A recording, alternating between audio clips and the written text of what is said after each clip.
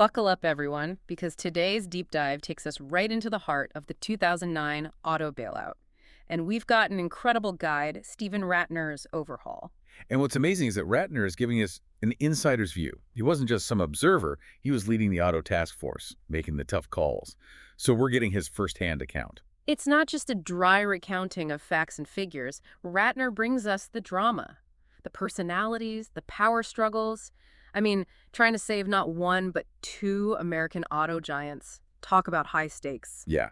And that's where I come in. My background's in industrial economics, corporate restructuring, all that fun stuff. Yeah. Because to really get this, we need to understand the forces that brought the auto industry to its knees, beyond just the recession everyone talks about. Okay, so set the scene for us. It's late 2008, bleeding into 2009. The whole world economy feels like it's going belly up. It was panic-inducing, really. Industries were just collapsing left and right. And then you had the big three automakers, these icons of American manufacturing, on the verge of going under. Everyone remembers that feeling, right? Like GM, Chrysler, these companies that seemed invincible suddenly might just vanish. And it's crucial to remember this wasn't just a normal recession hitting them. They were already dealing with a whole pile of problems. Losing market share, those massive labor costs everyone talks about, legacy costs like pensions and healthcare were just weighing them down. They weren't exactly in the best shape even before the whole financial system went haywire. Not at all. They'd been driving toward a cliff for a while, to be honest. And into this mess steps Steven Rattner.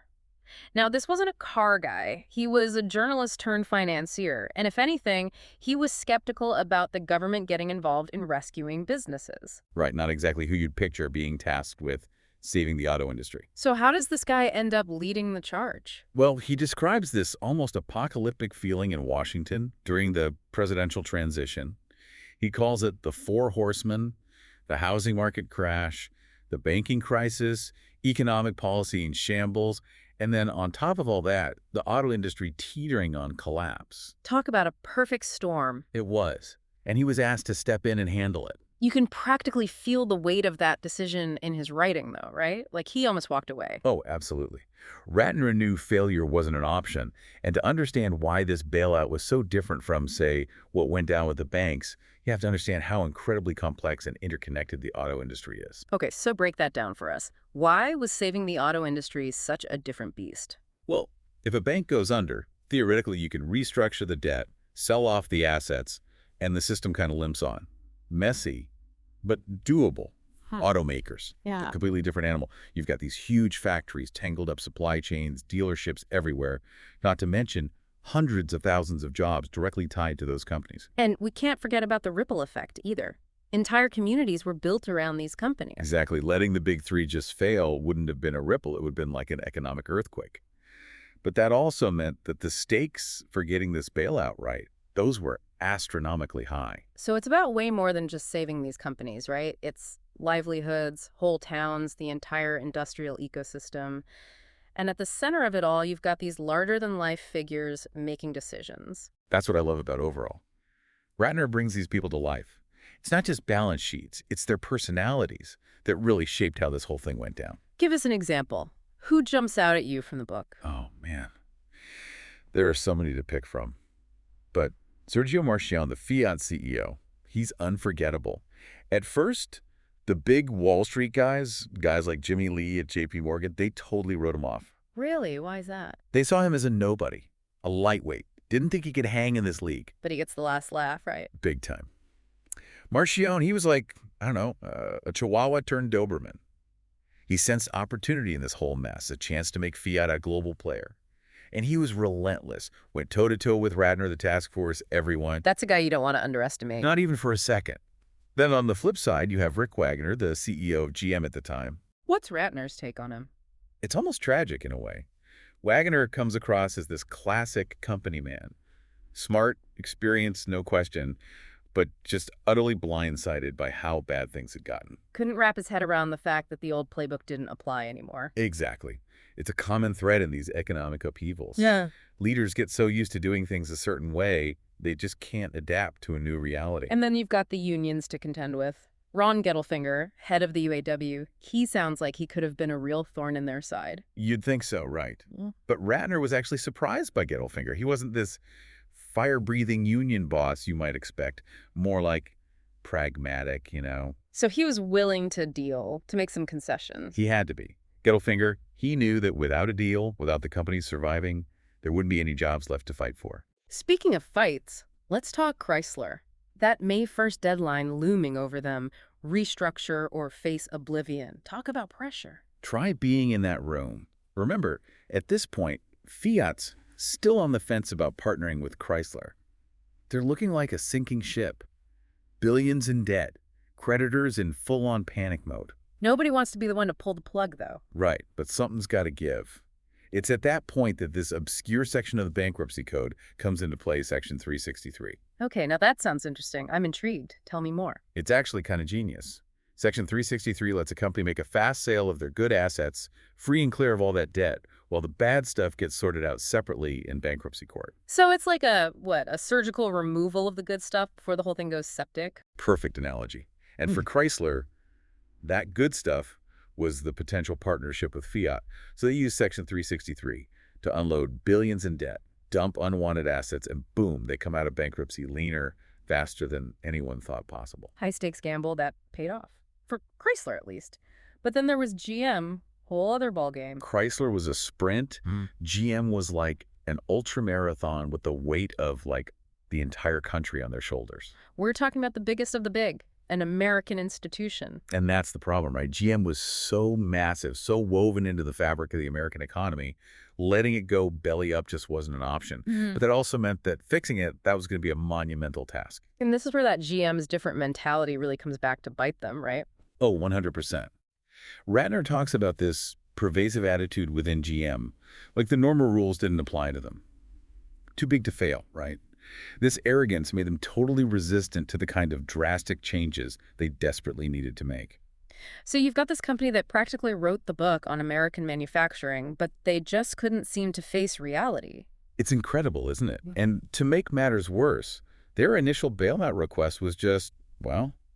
Let's just say it wasn't exactly what T-Motto was hoping for. It was more like a punch in the gut.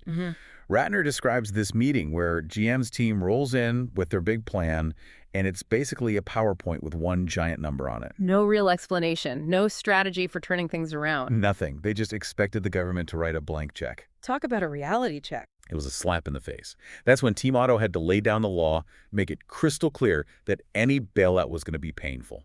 Restructuring, slashing brands, closing plants, the whole 9 yards. Not exactly what GM wanted to hear. Not even close. Yet bondholders, unions, suppliers, dealers, everyone was fighting for their piece of the pie.